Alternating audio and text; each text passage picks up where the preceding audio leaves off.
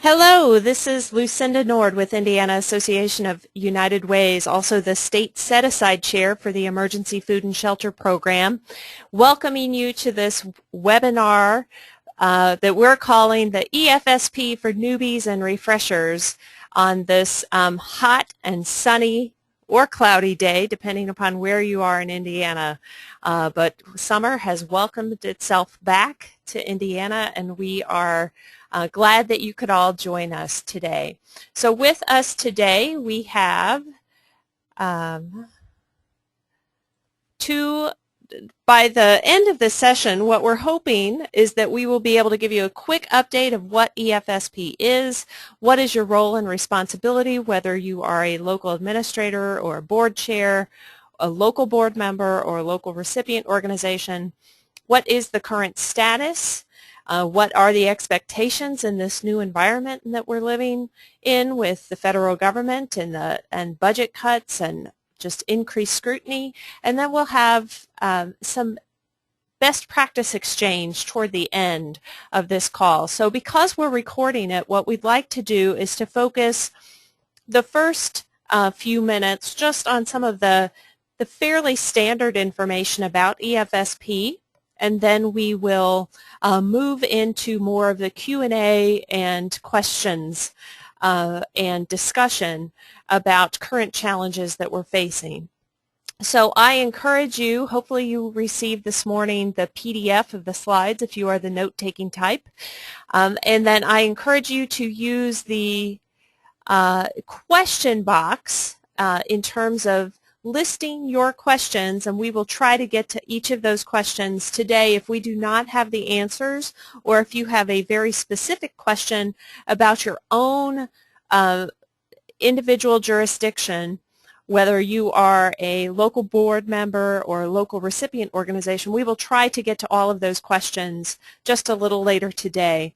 If you are looking at the webinar software, you will see that I am listed as Mike Cabot. I am not Mike Cabot, I'm Lucinda Nord, and I will welcome our other panelists today. We're very pleased to have two administrators from two different communities, longtime administrators of the Emergency Food and Shelter Program, Joe Phillips from United Way of Central Indiana, and Barb McKee from United Way of Allen County. And then I'm Lucinda Nord. You see our mugs up there. So Joe and Barb, if you could just say a quick hello and how long you've been engaged with Emergency Food and Shelter Program, and if you remember it as formerly known as FEMA.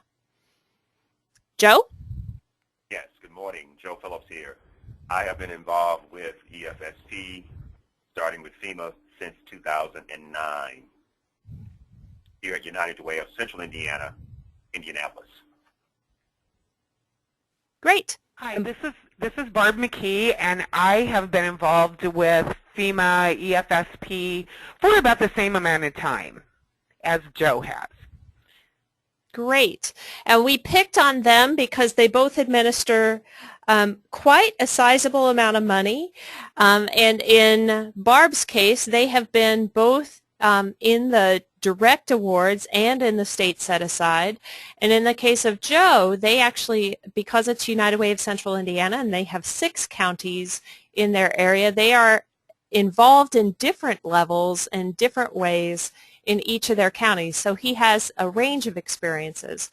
So again, what we're going to do, and we just got a comment, Joe, if you could speak up just a little bit when you speak, that would be great. So I'm going to give you a quick update just about the Emergency Food and Shelter Program. So this is the 30th year of the EFSP.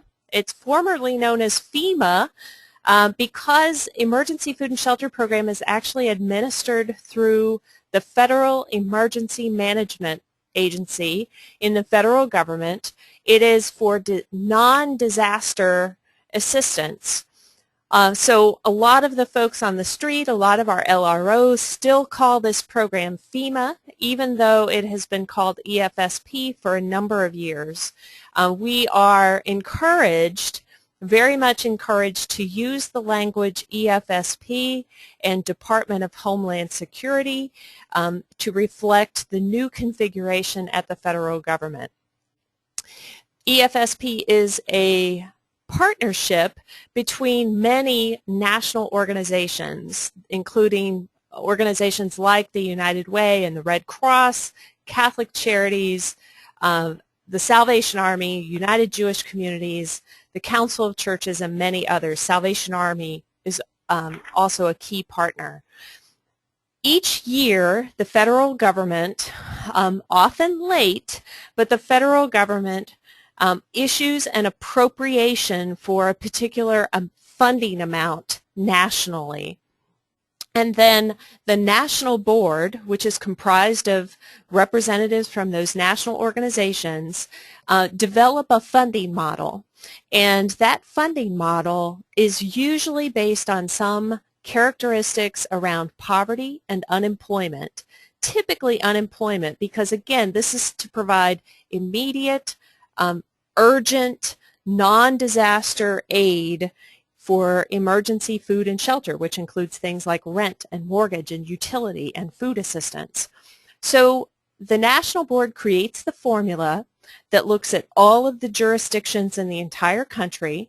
They identify those with the highest need, and then they issue award amounts to direct jurisdictions or direct awardees. Then what is left is provided to state set-aside committees, and that is our role here at Indiana Association of United Ways, one of our roles with EFSP, where we have a state set-aside committee that gets together and makes similar kinds of decisions as the National Board, but for all the counties remaining not selected for the direct, although the national rules actually allow us, if we wanted to also award money to those that have received direct awards. The State Set-Aside Committee here in Indiana is a very thorough and very conscientious group that looks at how they make their awards very carefully. So for this last year, which was actually very much delayed, for Phase 30, there were 32 counties, and the city of Gary were recipients of direct awards, and then that would leave 60 counties available to the state set-aside. Now, not all 60 counties decided to participate in the state set-aside. Then there's another process this year called the National Board Reallocation, or NBR, and this is where the National Board took from previously unallocated funds, or funds that were allocated but not actually used, and they reallocated those dollars. And a number of our counties in Indiana received National Board reallocation dollars. We just received notice in July, very late July, that Phase 31 has been appropriated by Congress at the amount of $113.8 million nationally. Now that is lower than in prior years, and it is still pending, because as all of you know, that once Congress issues the sort of appropriation, then there's still many steps that need to go through. So generally speaking, Congress writes a budget, the President signs the budget, then the dollars get appropriated to the agencies, then those agencies have to develop rules or issue grants to the National Board, and then the National Board has to meet and decide its formula, and then we receive the notice after that. So that's the process of how emergency food and shelter works. So what is your role and responsibility? If you are a local administrator, what that means is that you are sort of the bookkeeper. You are keeping the notice of the minutes, the meeting notices, the decisions that were made, and and you're making sure that those deadlines are met. You work in direct partnership with your local board members and your local board chair. The local administrator often is a United Way or a community action organization. In some cases, it's another organization like Salvation Army or Red Cross or another organization in the community, but most often it is a United Way or a community action organization. The local board is required to be comprised of a number of different types of organizations. So all of those representatives who are on the national board those organizations have to be approached if there's a local connection in that county. And the local board member's responsibility is to really make sure that these monies are being used wisely. You want to be a good steward of the funds. You want to make sure that you're meeting the needs of the community. You want to look for ways to maximize the funds. So for example, a couple years ago when there was all that stimulus money that was helping in the homeless and utility area, we had some communications about making sure that your needs, your full range of needs were met. So many communities prioritized food in those particular years. Now, because rent and utility assistance may be a little bit more difficult, folks may be prioritizing rent and mortgage and utility over food. So it just varies, but your job is to know the needs. But most importantly, your job is to make sure that you understand conflicts of interest, and if there are conflicts of interest, which there will be, especially in small communities, you need to follow the rules around conflicts of interest. So for example, if you have an LRO or someone who's connected with an LRO on your board, you need to make sure that they're not deciding about money for their own organization or that they abstain from that particular vote. There are ways to ensure that, and that needs to be documented in the minutes. The local board chair, you're the person who signs the document. So you are stating a level of assurance that all of the rules have been followed, that your LROs are in good standing, your board has done its due diligence, there is no conflict of interest, and you sign the documents and get those reports in on time.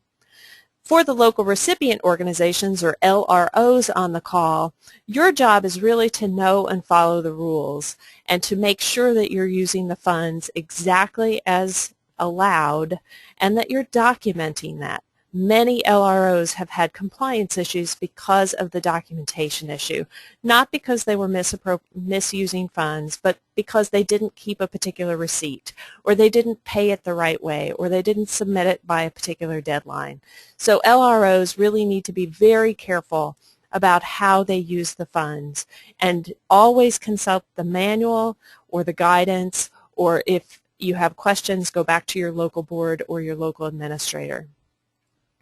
So let me describe a little bit about EFSP over time.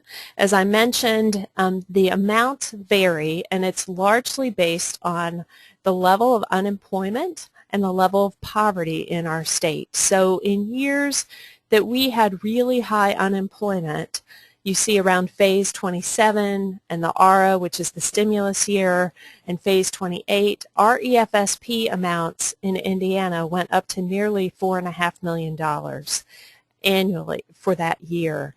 And that's very significant dollars. Those are direct dollars that we're helping with our Hoosier neighbors with their utilities, their rent, their mortgage. And you can see the breakdown between the direct awardees. Those are those counties that have a direct relationship with the national office, and then those who are a part of the state set-aside, who are part of the formula that we develop here in Indiana. So counties, for example, that had unemployment well over 10 and 12 and 15% were those that received significantly higher amounts during those years. Phase 30, altogether, we had about $2 million in EFSP in Indiana. Again, that's $2 million more that can be spent toward rent, utility, mortgage, shelter nights, and food. We know that it's not as significant as it has been in the past, and it's not as significant when you think about all of the other dollars through township trustee assistance, LIHEAP, and other types of assistance. But what we also hear from all of you is that this is still really important money because it's need-based and not income-based. So we've heard that how valuable this program is from all of you. So what happened in phase 30? Again, we had just a little bit over $2 million. About 1.6 of that was in direct awards. Those are the counties listed in the pink. And then about 400,000 in the state set-aside committees that were available to up to 60 counties, but not all 60 took it. There were some new certification processes and other minor changes. As you all are painfully aware, the spending and the reporting deadlines were extended and extended, partly because of some of the challenges at the national office as they were making some changes in their office and with some of the processes. And we know that some of you are still trying to figure out the new website, even though the website's been working for a few years now. Those guidance and processes are in the EFSP manual, as well as a lot of documentation on the EFSP website, and I will refer to that site in just a moment. As of May, earlier this year, we actually asked the National Board to pull a report for us, and what we learned through that report that as of May, about a third of the local boards in Indiana were complete. They were all the way done and they had already requested their funds. About a third were in process, which means their local board plans had been submitted, their boards had met, developed a plan, submitted the plan, signed the plan, but there was something in process. Maybe the first payment was requested but not the second payment, or maybe the first payment hadn't yet been requested. And then what we identified was that a third were out of compliance. And this was really troubling for us, that as of May, we had 2/3 of our communities in Indiana not as far along as what we had hoped. And we've heard from many of you about some of the challenges with the documentation process with the national office and understanding the new processes on the website.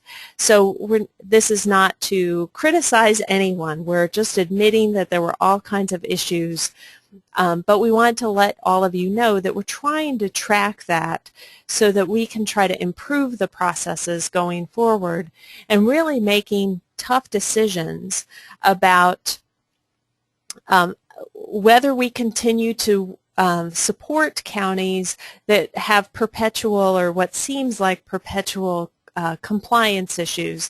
Certainly if the compliance issue is because the national office hasn't entered it in yet, or there's a piece of paper that's not quite done yet, that's one thing. But if we have issues where it's a compliance issue from maybe 2 phases ago that still hasn't been resolved with an LRO, it raises questions for the whole system. So it's something that we are aware of and we're very sensitive to, because we know that each of your communities need these dollars, and we want to be able to make sure that you all have access to them, but we also want to preserve the integrity of the program in the best way possible.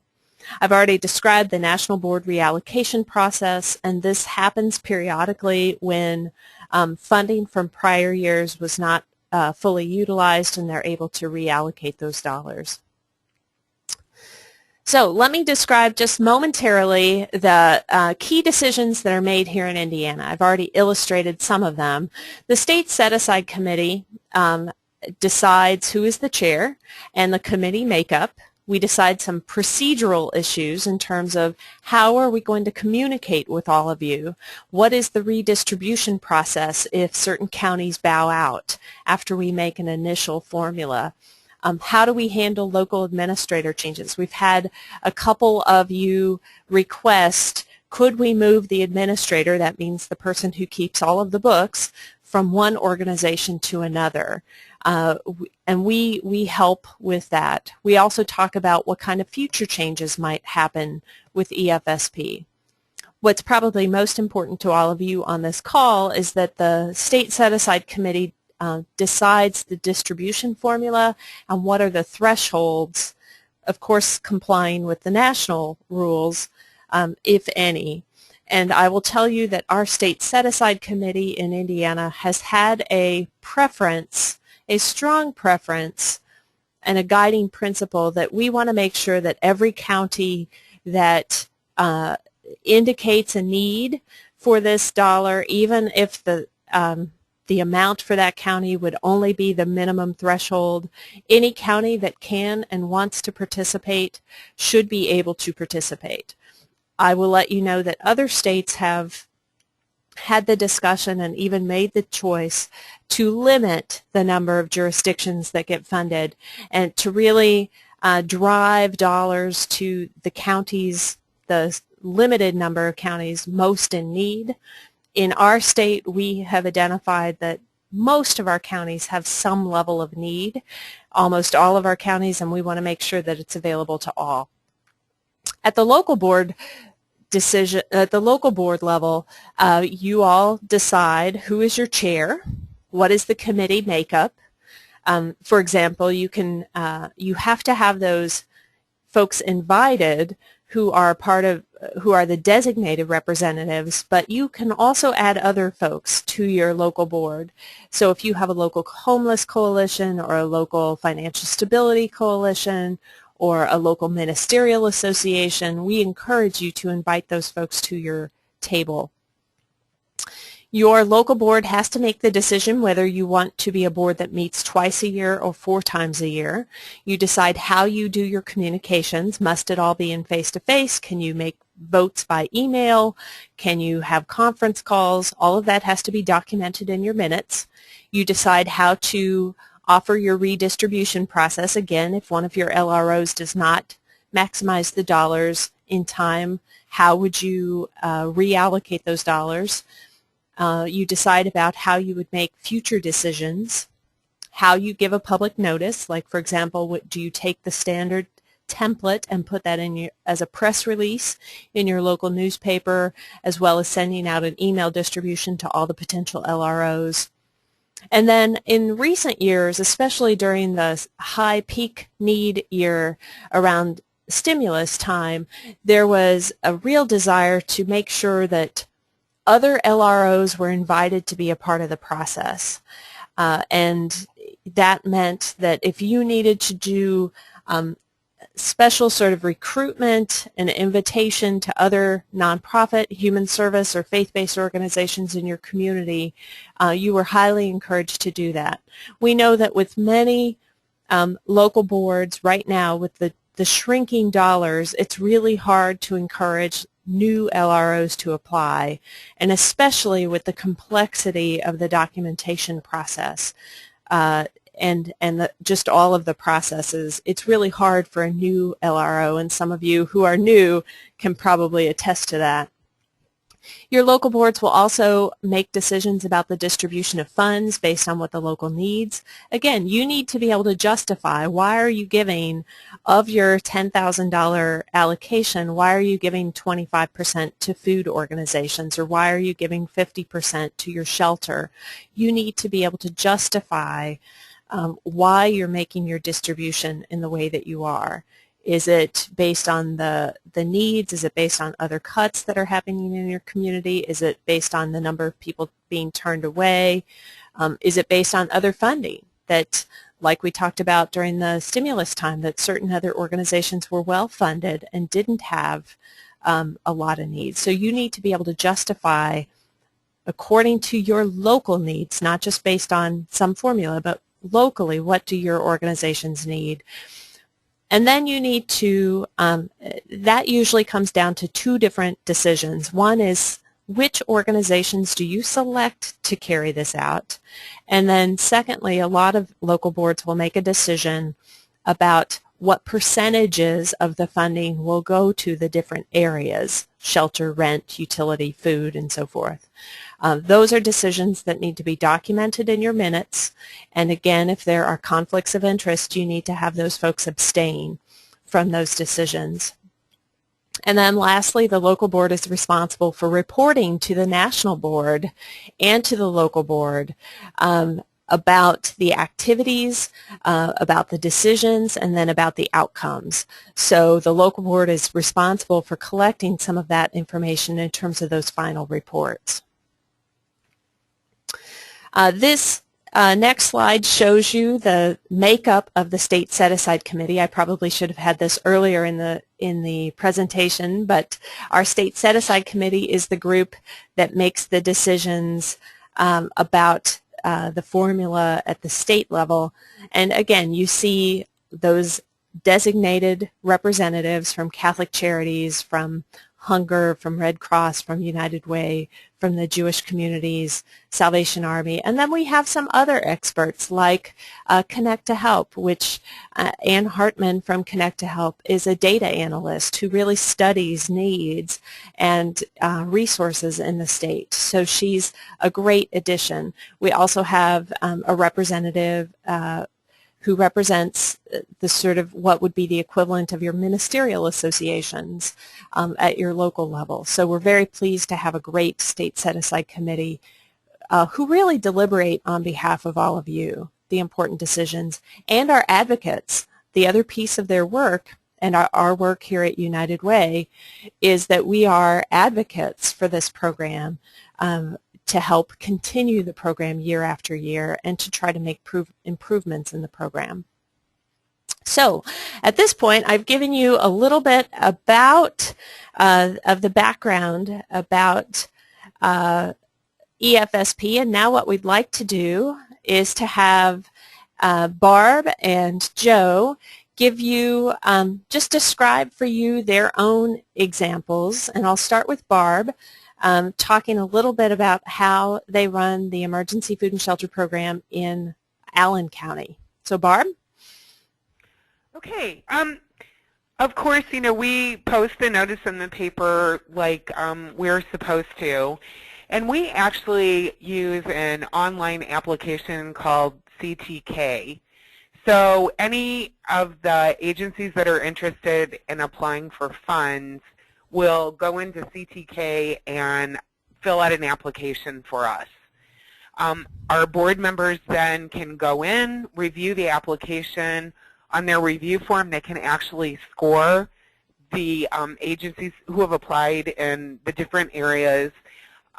Then when the board meets, they all get a spreadsheet and look at all of the scores and how people rated the different agencies. And then they begin deliberations on who gets what and how much.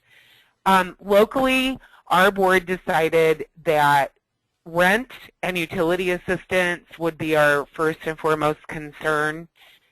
Last year, about 29.6% of what we were allotted went to 3 agencies for rent and utility assistance, and then the additional 6106 went to a food bank.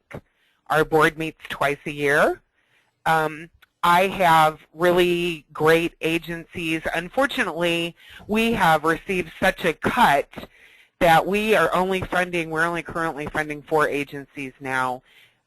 We could fund more, but also it was felt that the more we dilute the funding base, the less help we'd be able to provide. So we're trying to do it in the most effective, efficient way that we can to help those people in need in our communities. Great. And how do you do monitoring, Barb?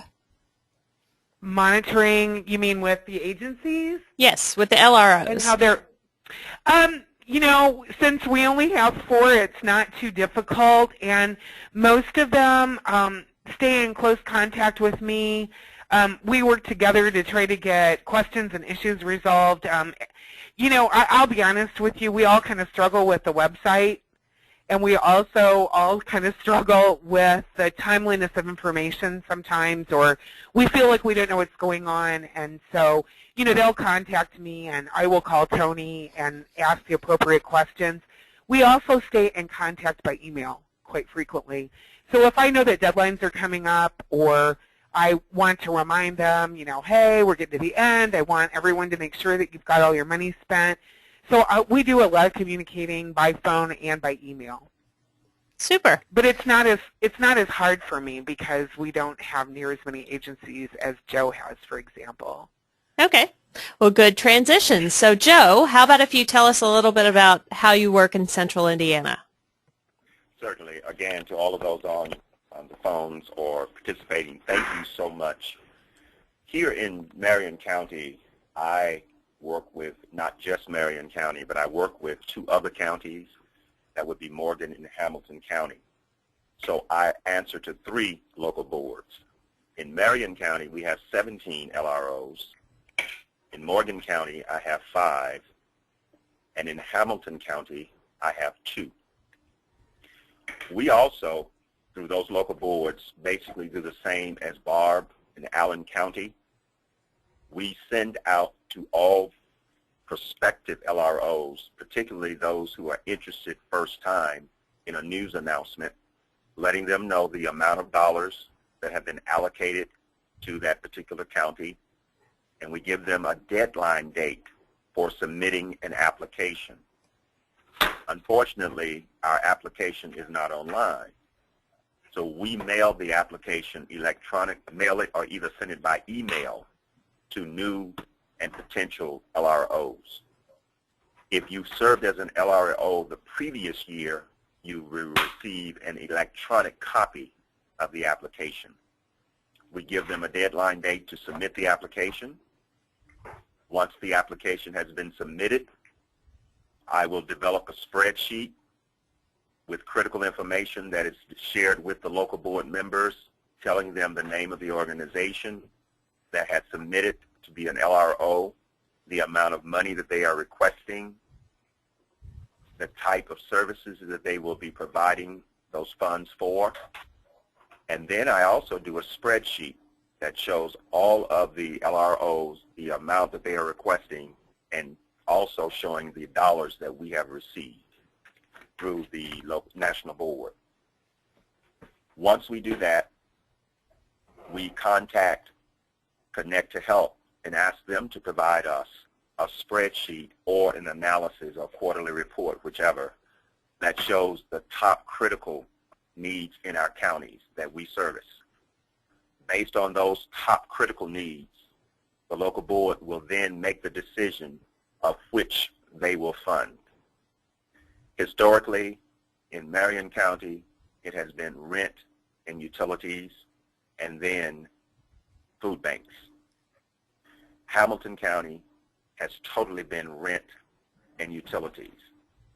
And in Morgan County, it has been a split between rent, utility, and food banks. The way that we monitor our LROs is that on a monthly basis, we ask our LROs to provide to us a report. I send them a spreadsheet electronically at the beginning of the cycle saying, 15th of every month, please provide us a report showing the dollars that you spent.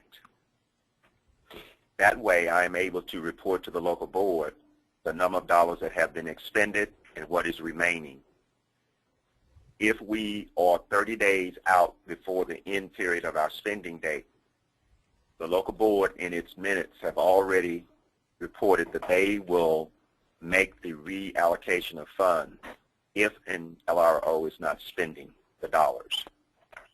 We too meet twice a year as a local board, and as I say, 30 days before the end period spending date, if any funds are remaining, we automatically reallocate those dollars to other local boards that we can use those dollars. Great. To other LROs, you mean? Yes. Yes. Wonderful. So I'm going to ask both of you, what's the one thing that you wish you would have known when you started this great endeavor working with EFSP, or what's your one best tip that you can offer to other local administrators, local boards, or LROs? I think for me, sometimes the rules and the regs and all that stuff are confusing, and I would encourage anybody to call and ask your questions to make sure that it's very clear, because if there's even the slightest little misunderstanding, it can really put a fly in the ointment. So I don't think there's anything wrong with calling and asking questions. If you have any doubts whatsoever, calling the national. Great. And I'll just insert that we heard a quiet tip that I'm about to share with the 40 of my closest friends on this call, and that is that if you call early in the morning, you are more likely to get someone live than a voicemail. So, Joe, you were about to offer your tip. Yes, I want to echo what you just said about calling the national board. Early morning is the best time. I want to echo what Barb said also. One of the additional tips that I found very helpful to me, and I had no clue about this, and when we had a staff turnover, that's how I ended up falling into this role. In the manual, there is a very handy cheat sheet. If you would print off that sheet, which tells you what the EFSP funds can be used for and what it cannot be used for, that is a very helpful piece. The other document that I found very important are the sample documents that are in the manual, which speaks to what utility funding is all about, rental funding is all about, and other funding in the areas of food, shelter. Those are very helpful, and that's what I use when I train our LROs. I give them that as a desktop manual, which is a quick reference sheet for them. I'm not opposed to calling the national board, but I somewhat ask all of our LROs, before you call the national board, contact me. So therefore, I will have an opportunity to provide you the response. And if I can't, then I will call the national board for them. Wonderful. Great. Well, we have received a number of questions while I was talking and while you were talking, and some of them relate to compliance issues. So let's start just with a quick overview of the most common compliance issues and questions and sort of what prompted this new attention. I want to remind folks that most of the rules, most of the EFSP manual is exactly the same as it has been for 30 years. What has been different is that they are auditing everything now. So what happened was the Department of Homeland Security, FEMA, actually audited through an audit of the national office. They actually pulled sample records, and they identified that certain things weren't completed properly. So now the national office, because of the an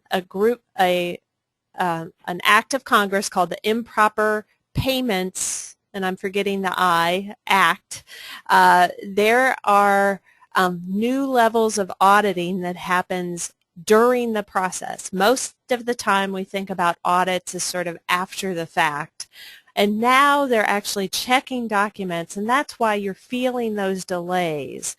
So the most common kinds of reasons for delays or compliance issues right now are first starting with your local board plan.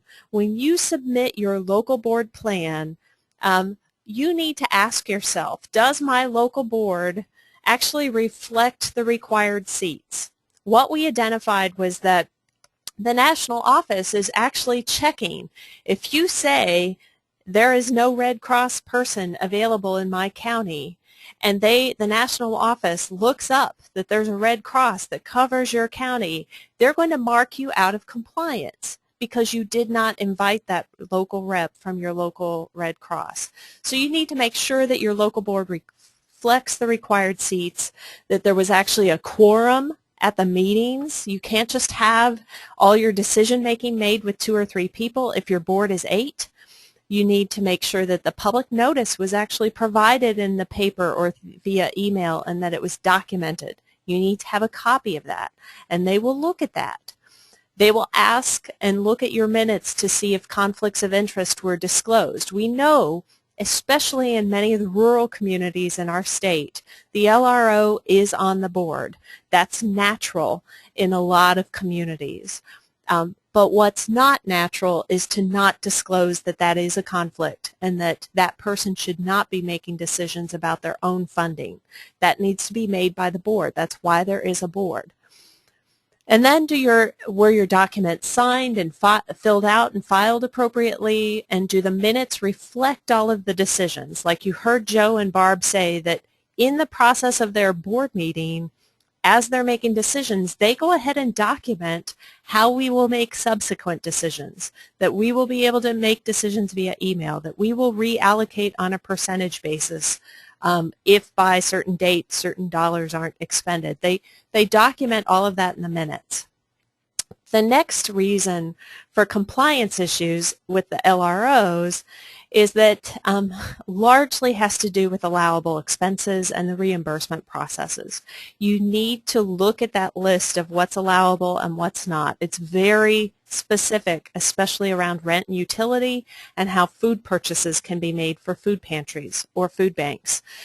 So you need to make sure that all the documents are updated, signed, filed appropriately. That includes the new certification page, because you all have to certify certain things, that you're not lobbying, that you're not using these funds inappropriately, that you followed the rules, and so forth.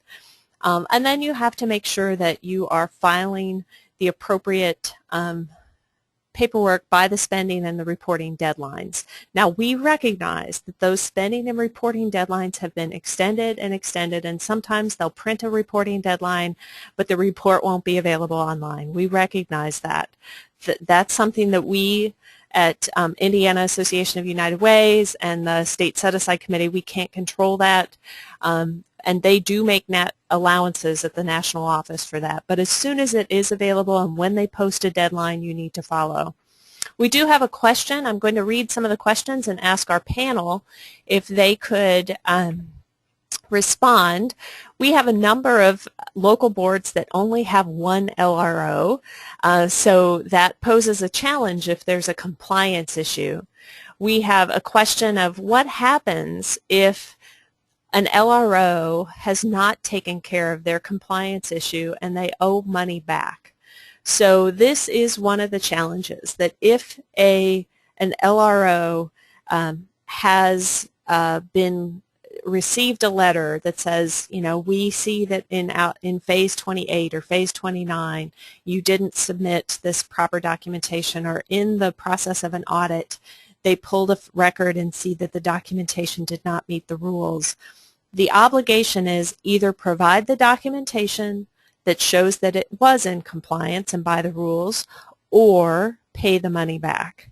That LRO is not eligible for any funding until that compliance issue is resolved.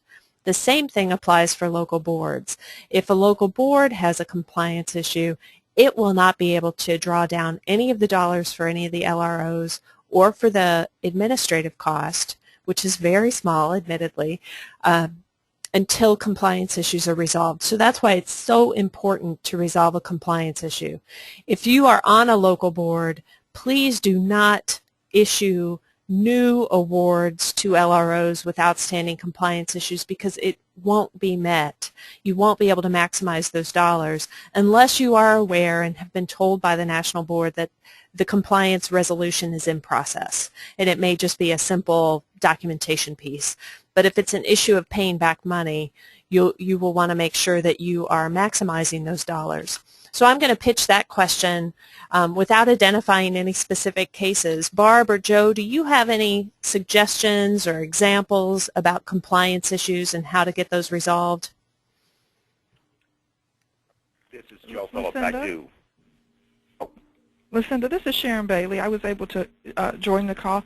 I would say the information that Barb and Joe provided is very, very good, and what you've just said about compliance is extremely important. The National Board Office does not view itself as being bill collectors, if you will, and we try to work with agencies within the guidelines as much as possible to accept, if necessary, alternate documentation. But as you mentioned, the Improper Payments Information Act assessment conducted by the federal government is, I guess I would use the words, less lenient than the National Board has historically been. And the reason for the enhanced looking at documentation, which has always been reviewed, is really related to that. And it has to be able to pass the IPAA test to get past the National Board staff now, where in the past we may have accepted something that wasn't quite up to standards. We can no longer do that. If you follow the information provided in the manual, and I appreciated Joe's endorsement of the samples in the manual, if you use those samples and don't take any information off of them but modify them as necessary for your agency, we shouldn't be asking you questions if they are completely filled out and accurate. The one that we find very often that is not filled out accurately versus the information that's provided is the utility verification form, and very often what's provided on the form in no way matches the utility bill that's been provided in support of that. Also, if you think there are things that we might not understand, write us a note, and hopefully that will clear something up. It does not mean it will always be accepted. We may have to have follow-up questions, but those are the keys, is to really follow what's in the manual. Great. Thank you so much, Sharon, for joining us. I do have another question that where we have a question that asks, if there is a non-compliant LRO, how does that reflect on the local board? Do you look more stringently at the local board if there is an LRO that refuses to get into compliance, and let's say they want to fund a different LRO? How do you look at that local board where they've done their due diligence? Yeah, quite frankly, you know, the bottom line is that the LRO is the one that receives the money, so they are the ones that are responsible for that money. And so therefore, there really, at this point in time, are no penalties on the local board. The allocation of dollars is done on a formula basis, and the fact that you have LROs that have compliance problems has absolutely nothing to do with the allocation process. The dilemma you run into, and you mentioned it, Lucinda, in an area that is more rural in nature and they may not have many agencies that can participate in a program like Emergency Food and Shelter, you run the risk of the, I hate to say it this way, but the only game in town having a compliance problem, and therefore these dollars can't come there until that problem is resolved. And, you know, worst case scenario, the money has to be repaid to get more money. Very often that's quite frankly beneficial because the amount being repaid is far less than the amount that is being held until that compliance problem is resolved.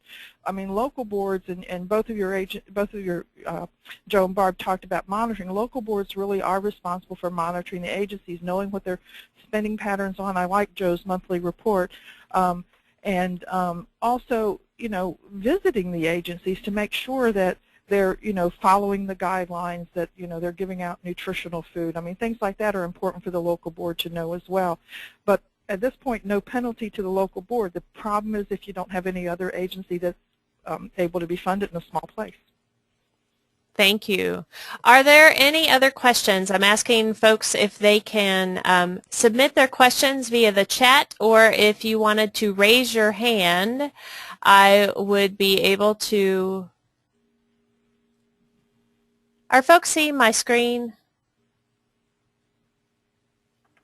I see it. Okay, great. I thought for just a second. So if you raise your hand, I can see your question or your hand, or if you ask a question.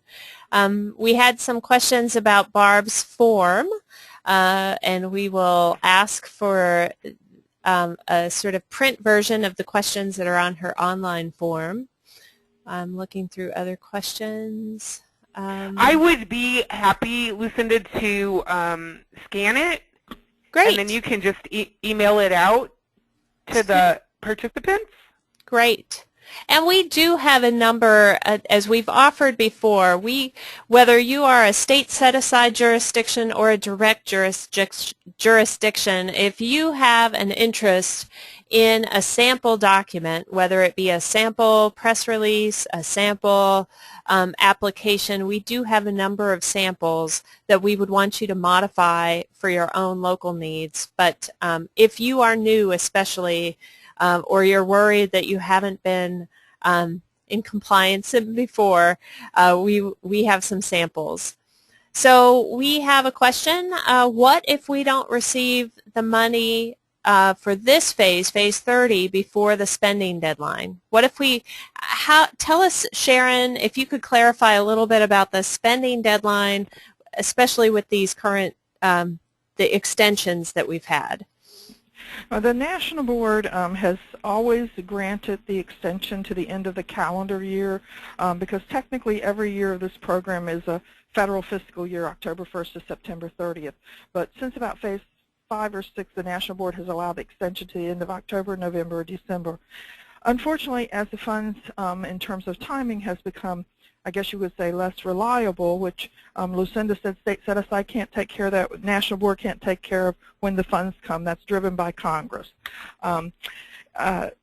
The National Board has determined that if the funds are received after the first quarter of the federal fiscal year, they will exercise the option to allow local boards to extend their spending period.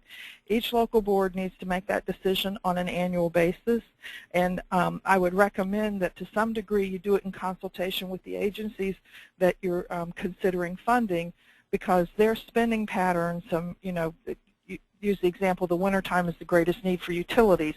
If they're getting their money much later, which we have the past 2 years, it's very possible that they will need that extension. The other thing, and this is something that many agencies don't do, some can't afford to do, but I can give you some examples to go with it, is agencies can charge back to the first day of the spending period.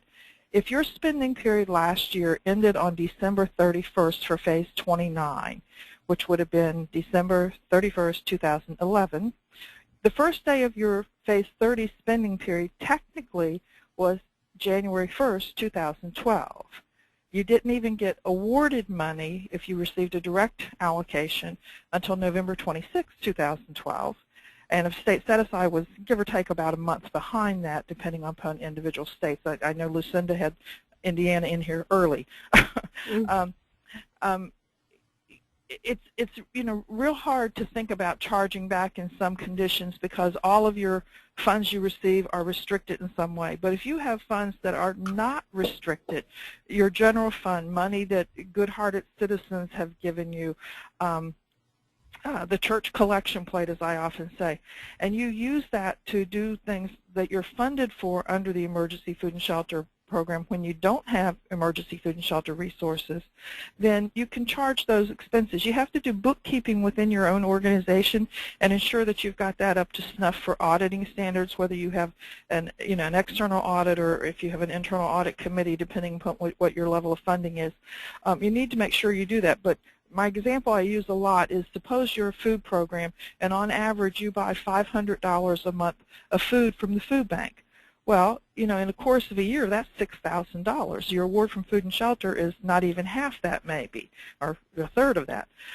You can charge back those eligible expenditures as long as you didn't pay for it with other restricted funding, because then you've got another funder to answer to, and I don't want you to get into that. If you've already had your audit, then you have to worry about your own auditors. But that's something the National Board has long allowed.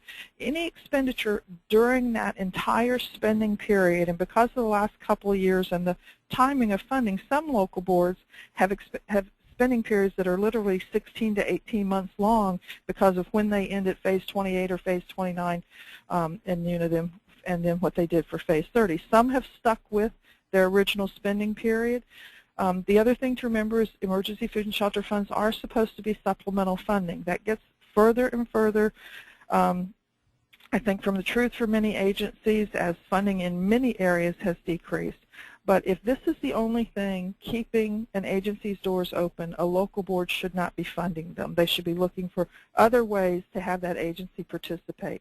Another way that local boards can have smaller agencies participate and not have to worry about compliance problems and possibly not have to worry about whether funds can be spent is if you have a food bank in your community and you've been funding all the little food pantries, fund that food bank, and the local board say to that food bank, this is how this food is to be divided, and you name the 10 pantries that are supposed to get certain dollar values of food. That way you're funding that large food bank, which shouldn't have any problems with documentation issues as compared to maybe small food pantry programs that are a lot of times primarily volunteer driven. Great. I am so glad you joined the call to give some clarification. We have a question of just, could you go over the current deadlines for phase 30? We all know that there was an August deadline in phase 30. Yeah, technically it's Saturday, the 31st. The National Board has not done any other extensions of spending periods, so the last spending period that a local board could have selected would have been August 31st. All final reports, which now are available online, are due to the National Board on October 15th, which stays with the 45 days from the end of the spending period. Now, obviously, there are many local boards that ended before that, so early submissions are appreciated. I can't give you anything firm about Phase 31 yet, but we are anticipating that very soon. Great. Which compared to the fact that the federal fiscal year started last October 1st is not good news, but we do anticipate it soon. Great. I've just pulled up for everyone on the line the EFSP website. So you can see in this latest news, that is where those announcements get posted in terms of when the final reports are available, what are the important changes to those final reports. So we had a question earlier about spreadsheets and local recipient organizations.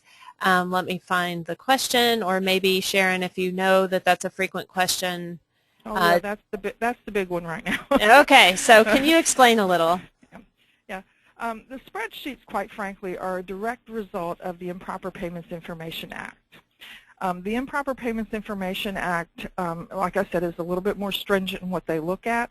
They want to tie, and we kept telling them they can't do this. Believe me, the National Board is fighting battles. I think some days I fight them all myself, but fighting battles on behalf of local boards and LROs to ensure that the rules and the requirements don't get harder for agencies to adhere to.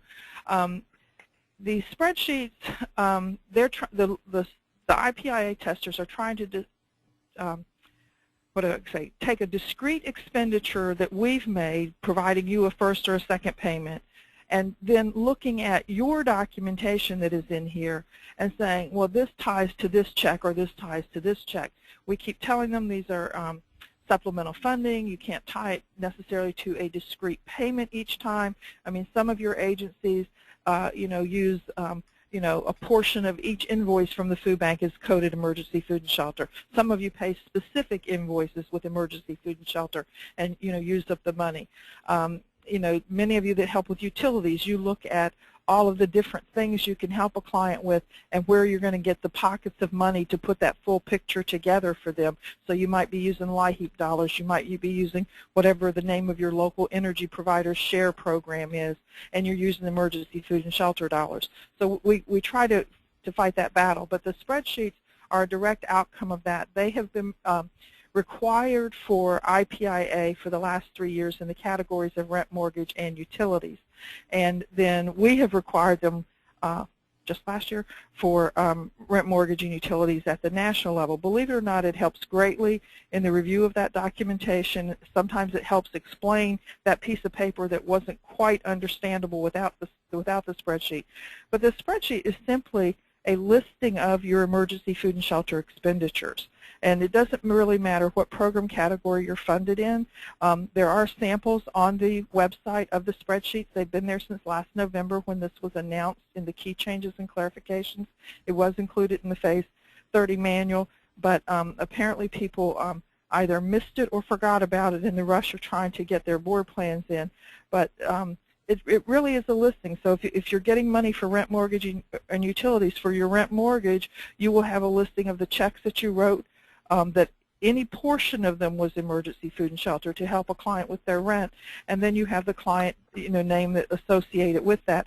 The one thing we're asking you for that you wouldn't typically see on a spreadsheet that you were doing for accounting purposes is we've asked you for the EFSP portion of that check that you wrote. So if the whole thing was EFSP, you just put the amount again. If only a portion of it was because you used other resources to pay the rest of it, then put the EFSP portion.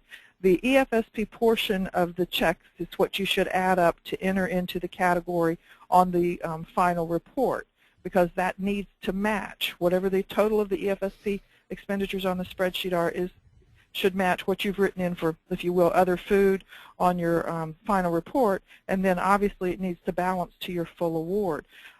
Quite frankly, the other thing about this, the National Board saw as a value for them as well as a value for agencies, is everyone, no matter what the funding category, has to submit the spreadsheet.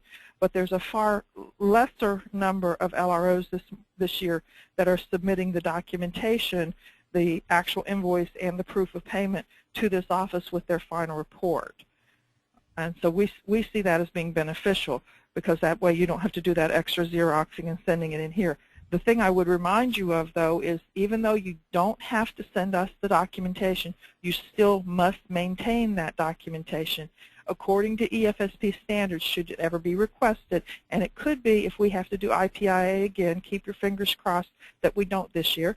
Then, of course, if we were to do any type of review, asking for it to come in here or coming to pay you a visit. Great, thank you. So spreadsheets are required of all the LROs. The EFSP portions of checks need to total the amount that was listed on your reports and on the allocation. And there was a small discussion on one of the groups about that issue of the client name. Can you clarify, do they have to list the client name, or can they list an identifier? Only if the class is protected by law may you list a unique identifier. I can't tell you the page number, and I don't have a manual in front of me right this moment, but if you look in the manual under documentation for especially rent, mortgage, and utilities, it does tell you that if there is a protected class that you can use the unique identifier, but you have to provide us with the legal citation that shows that that class is protected. We're getting that question a lot this year. You guys have been providing us, those providing rent, mortgage, and utilities, been providing that to us since first time we did rent was phase 1, first time we did utilities was phase 3. We've been getting that. We have to see that you only helped that person or household one time, and without the names, we can't tell that. If you're using a unique identifier because it's a protected class, you'd be using the same unique identifier, we should be able to tell that. But the providing of names is not anything new. Right. Right. All those other rent payments show that, right? Mm-hmm. Yep. Yep. Okay. But we're getting the question a lot this year. We really are. Yeah, I think there's a heightened awareness about privacy issues, and people are just wanting to be sensitive and do the right thing. So, and I know that your office works in the utmost area of confidentiality. Well, I can tell you, our staff doesn't have time to memorize people's names and look at who was helped and stuff. That's really not what we have time for in this office. Yep. And the documentation after we review it, it does go to government storage, but it's boxed up, and unless we ask for it or federal auditors ask for it, it probably never sees the light of day again, and it gets destroyed through the federal government process. Yep.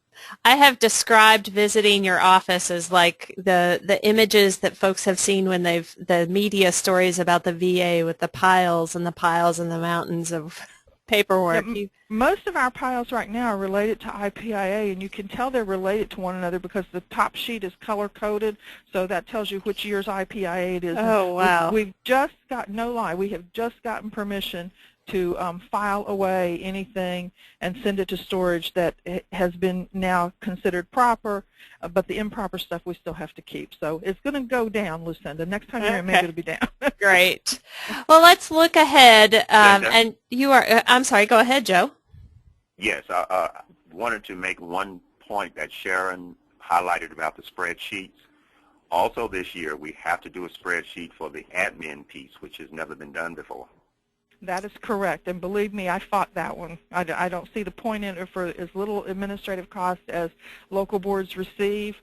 We know that it takes far more work than that 2% if the local board even takes it, but that is one of the things that IPIA tests for that the national board has never required is the administrative documentation, and that's the reason for the requirement. Okay, so can you tell us a little bit about what would show up on that spreadsheet, just as samples, like the cost of mailing or? Yeah, cost of mailings, I mean, a portion of your phone calls. I mean, you need to be able to, as accurately as possible, account for it. If you've got a staff person that a portion of their time is emergency food and shelter, there are very few local boards that emergency food and shelter is all that that person does. But a portion of that staff person's time. If you were to have to provide the documentation for a person's time, we would need payroll registers. We wouldn't want Social Security numbers or anything like that appearing on them, but we would need, the amount of time that that person spends so we can attribute that appropriately. If you had to buy some office supplies, the portion that is emergency food and shelter, the portion of your phone, I mean, technically administrative can be used for anything necessary to administer the program. So, Lucinda, the cost of the webinar, Mm-hmm. Right. We're one of those that doesn't take the admin fee. Yeah, right. We believe in giving. That's been a value of ours from IUW, that we believe in getting as much money out to locals as possible, as long as we can afford to do that. And we've been lucky enough to be able to afford. So thanks, Joe, for that clarification. That will help a lot of our local boards and administrators. So I just wanted to mention a couple things looking ahead. You all know that the federal budget is a constant source of strain for federal agencies, and I just give all the credit in the world to employees. If you know an employee of a state agency or a federal agency, give them a hug or a pat on the back, because right now the morale is really tough, as it is in a lot of human service organizations that are funded by those funds that are also shrinking. There is a level of just constriction with a lot of federal funds. So we know that when something gets pushed over here, it will have effects over there. So, what we're going to be seeing over the next couple of years is significant cuts in HUD. And I know that your housing organizations are really going to be screaming about that. And your local boards will have to make decisions about how do you continue to fund and prioritize utility assistance or food assistance, if that's also a need in your community when you're seeing these other changes. We are aware, as Sharon mentioned, the administrative fee does not cover the work that you all do, especially with the feel of the increased documentation. Even though the documentation requirements are the same, it feels like a lot more right now.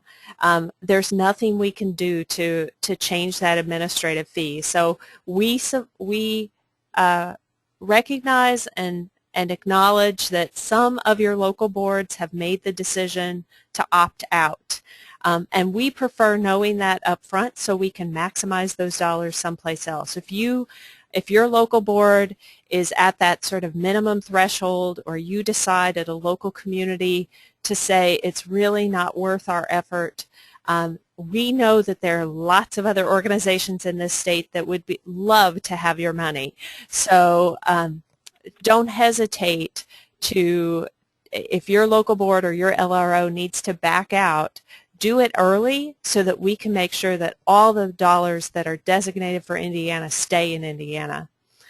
We know that there will be continued increased scrutiny on funds and the uses, so we urge you all to help us preserve the integrity of this program by making sure that funds are used appropriately, that they're documented, that the decisions are documented, and that the reports are submitted on time. It's just critical to preserve this program and other human service programs.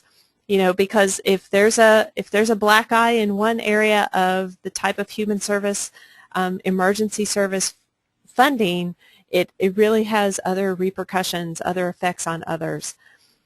We want to maximize the funding toward the intent. Sharon mentioned that this is supplemental. This is not supposed to be a primary source of funding. We know that certain communities, certain agencies in the old days when it was more regular, certain clients even knew, oh, is FEMA money here yet? We need to make sure that the intent of supplemental funding for non-disaster emergencies is the use of this dollar.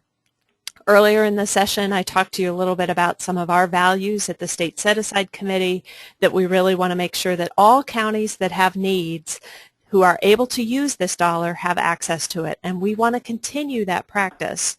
But in order to do that, we need to make sure that folks are in compliance and folks are maximizing the dollars, because if we have a lot of counties sign up and say that they're going to use the dollars, and then they as a local board or their LROs don't draw down the money and it's past the deadline of reallocation, that money is lost to Indiana. And we want, again, to make sure that we maximize every dollar, because we still know we have needs here with people unemployed and a high rate of poverty. And then lastly, I just want to commend Sharon and her staff. I've heard some really good comments. I know you've worked really hard on improving the customer service, that you all have been just working overtime all the time to try to keep up with all of the new requirements with the Improper Payments Information Act and all the processes that you all are now required to do. So I just wanted to give a shout out and a kudos to the national office staff. If any of you on this call are remembering sort of a less than perfect customer service experience, I want to let you know that they have made great efforts to improve the responsiveness and the customer service attention. And we have some great folks who've been assigned to Indiana, so thank you. Joe or Barb, do you have anything to add there? I absolutely agree with you.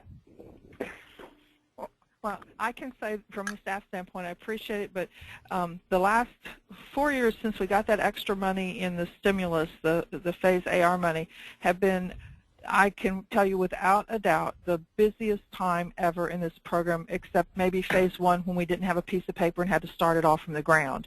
It's been nerve-wracking, lots of headaches, but no less than the ones you have at the local level. And the way I always view it, quite frankly, is you should always get exceedingly stellar customer service from this office. If you don't, I know some of you have let Lucinda know, and if you would let Lucinda know or let me know directly, then I can help address that. Otherwise, it's kind of difficult to address if you don't know that that has happened. I would say those of you that are new, please don't judge us by the last year or two, because it used to be a whole lot better, and we are working towards that. One of the things that we're currently looking at, but we have budget issues as well when the appropriation goes down, is we're looking at if there's any way we can automate some of our telephone response in terms of, if you, like for instance, if you're calling about final reports, press 3 and it gives you the current status of final reports. But my pet peeve is that when I enter a system like that, I want to make sure that I can get to a live body. So that's one of my personal requirements, is that if you would want to listen to that message, fine, but you still need to be able to get to that live body. And sometimes you might get voicemail. It is possible that all of our staff are on the phone. I think, Joe and Lucinda both talked about calling early. We do have one staff person who thinks that she gets up with the chickens, and and she's usually here very, very early. Then we have a couple of us who don't get up with the chickens, and we're here late. I have some folks on the West Coast that say, oh, I'll wait till 5 and call Sharon. I know she'll be at her desk. And that's most often true. So we generally have some phone coverage, I would say, from, give or take, about 6:30 in the morning till usually about 7 or 7:30 at night. Great, thank you. I'm going to ask if there are any other questions or discussion. You can feel free to ask them in the question box online or in the chat box. Either way, I can see them. Or let me see if anyone's raising their hand. I don't see anyone raising their hand. I saw that one got answered. That one got answered. So if you have any other questions, don't hesitate to ask. What is the final deadline? We got that. It's this Saturday, August 31st. Yeah, make sure that your local board took that deadline. If the local board didn't take it, you can look at your final report and see what the spending period is. If that's not what you think it is, you need to talk to your local board. Okay, we have a question. Is there a list of employees or direct phone numbers, or can you tell us who's sort of assigned for Indiana? You would ask me somebody's phone number that I haven't committed to memory yet, wouldn't you? Christine Miller is the contact for the state of Indiana, and right now you can reach Christine at the main number, which is the 660 number, because Sharon's brain is not remembering what it is. I want to say it's 665, but I don't want to give you the wrong number. I haven't committed that to memory. I can go get it real quick if you want to hold on. No, that's fine. Okay. That's fine. And then Tony, we can certainly send it out. Is Tony also assigned for Indiana? No, Tony is not. Tony filled in the interim until Christine joined, and Christine's still learning. It's her first year in the program. She had no prior contact with the program, so she's still learning a lot of things, but she is the person for Indiana. And you're always welcome to call the 660 number. You don't have to be directed to your regional representative. You can be directed to anybody that can answer the question. On our staff, we have 12 spots. One is currently vacant, and budget may come into play on that one. I'm not sure.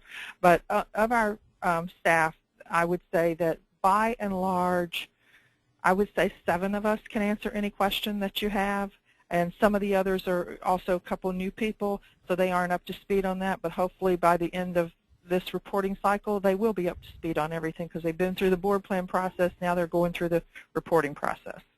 Okay. There's a question, we get a frequent question about what is the best way to submit information to you when there's information that needs to be submitted? Is it best to scan an email? Is it best to send it to the direct? I know that some of your folks have been frustrated because some of our folks have sent it 16 different ways: registered mail, postal mail, fax, scan an email. What's the best way for us to get information to you? My answer is you should do it in a way that you have it, that it's traceable that you did it. This day and time, probably scanning and emailing it is the best way to do that. But if you send it to us one way, don't send it to us 5 different ways, because each one of those has to be reviewed. And given the number of local boards and the number of staff, if we've got to review the same thing 5 times, then that puts everybody else behind that. And that's why the process can get slowed down. If you send it by the mail, I would suggest get a certified receipt. If you send it by fax, you get a page back most often, but I'm convinced that faxes are kind of like washers and dryers, and they eat things like your socks or whatever. So sometimes somebody will say, well, we faxed this to you on such and such a date, and we have no record of receiving it. I'm not going to say we didn't get it, but we have no record of receiving it. So I would recommend you do it in some way that is very traceable. And I think if you've got the email capacity, then you can always, if we say we didn't get it, you can say, well, here's the email. I'll send it to you again. And, you know, I've had a couple people that have needed to do that because they didn't get a response. And I've said, do you have the email that you sent? Some local boards have said they took extensions. We don't have any record of the extension. They were able to send me the email. We could take care of the extension. Great. Thank you. I don't see any other questions coming in online. And let me just take a peek. I don't see any other hands. Oh, I do see a hand raised.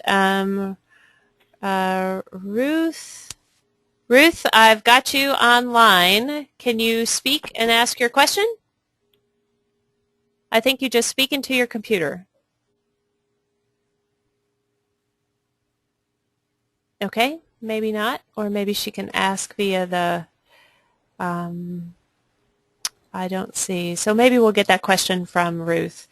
If we email or fax a doc, can we get a response back? That's been a question that we've had. Is there any way to create, for the national office, to create an alert or something that set an acknowledgement that when they scan and email something that it didn't go into a black hole? Make sure you send it to EFSP@unitedway.org. That is monitored at this point by 5 different staff people. Okay. Now the regional representatives have responsibility for handling things from their regions. Most of them, and I can certainly bring this up, and we're getting ready to have a little mini retreat one day. Most of them, as a general rule, when they receive it and they print it out, they send you an email. Yvonne Walker, who's the director, Yvonne sends one that says, thank you for your submission, it will be processed. That way you know it was received by Yvonne on whatever that date was. So if we can, you know, build that into the culture here that everybody send that type of thing. I'm not sure that everybody always does, but I think as a general rule they do. So we will discuss that at our retreat so that you get a response. Faxing is less likely for that to happen. I mean, you get a response from your machine that it went through. Right. I don't want to use the volume always, but if we take the time to fax back everybody that faxed to us, that once again slows down the processing of all those faxes that came in. Right. Then we have one last question. How are agencies alerted if there is a compliance issue or a compliance problem? Everybody's supposed to have, and we advertised this for 3 years before we went live with the system, everybody is supposed to provide us with a valid email address. We need that for all agencies and for all local board members because email is now our primary means of communication. There is an email that comes to both the local board and the agency, informs them that their most recent compliance status has changed or whatever. They go to the website, they go under reports, and the letters are there. That's the same place the payment letters are located and so forth. I would encourage you, if you're not familiar with the website, to take the online user manual and just kind of walk yourself through the things that you're going to need to refer to, and that would most definitely be the interim report, second payment request, the reports that come to you, the letters that come to you, and they stay there. They don't go away. They stay there. Great. We have another question came in. If we've received notification that payments are in the queue, when can we expect a payment? Once again, this is another government thing that's slowed things down a bit. The way we draw down money, we don't get all that money up front, unfortunately, but we draw it down as we issue payments, and the timing of the system that the government's now using for emergency food and shelter, as well as some other programs, we used to know that if we drew it down today, it was in our account tomorrow. Now that day is a 3 to 5 day window, so we have to use that same 3 to 5 day window. So if you get a notification that says a payment was issued today, then that means within 3 to 5 days it should be in your bank account. Generally, the letter says a firm date in that payment letter as to when it should be available. Great. And I would encourage you to always check with your bank, because sometimes there are banking issues on the receiving end that prevent that money from going there. So before you start spending, make sure the money's there. Right. And we have had some other issues where banks, either LROs or local boards, have changed financial institutions and didn't realize that they needed to turn in that new routing number and bank account number. So we want to make sure that those are accurate. So please check and those forms are available under the electronic funds transfer tab, I think, for LROs on the website, not local boards, because local boards can't give us the agency's banking information. That has to be signed off by the agency. Right. So you all can see there's a level of complexity that our national office is dealing with and trying to mitigate for us. So we are so appreciative of the national office and so appreciative of all of you, again, trying to make sure that folks who have needs in rent, utility, shelter nights, food, are able to have access to them through this flexible but rather detailed funding. So I just want to give a shout out to our state set-aside staff support. Ivern Russell can also help walk folks through or help get you to the right person. Many of you email and call me. I'm often on the road or unavailable, so if I have not responded to you within about 24 hours, please don't hesitate to call me back, email me back, or call Ivern, because I am frequently out of the office. But both of us are willing to help ask the question, kind of like Joe mentioned earlier. As a local administrator, Joe asks all of his LROs to contact him first with questions to see if he can run interference or provide some support locally. In the same way, we at Indiana Association of United Ways like to provide that support for both direct and state set-aside jurisdictions statewide. If you have questions, if you're new, we can try to walk you through it. We know that there are staff changes in local agencies, and that sometimes creates an issue for logging into the EFSP website, or maybe you're not sure where all the documentation is. Just call or email us. We can try to walk you through what we know, but recognize that we also cannot see what you see when you log in, because we don't have access to your direct information. So I'd like to thank our panelists, Joe Phillips from United Way of Central Indiana and Barb McKee from United Way of Allen County, and very special thanks to Sharon Bailey, who is the director of the National EFSP program and really has been our advocate and our wonderful friend in EFSP. So again, thanks to all. If you have questions or follow up from this, we will try to summarize all of the questions that were asked and the answers. So we have those recorded in our question box here. We will summarize those and send that out. Additionally, we are trying to record this, so if we were successful in recording, we will be able to post that. And then if you have additional questions, don't hesitate to email or call Ivern or me.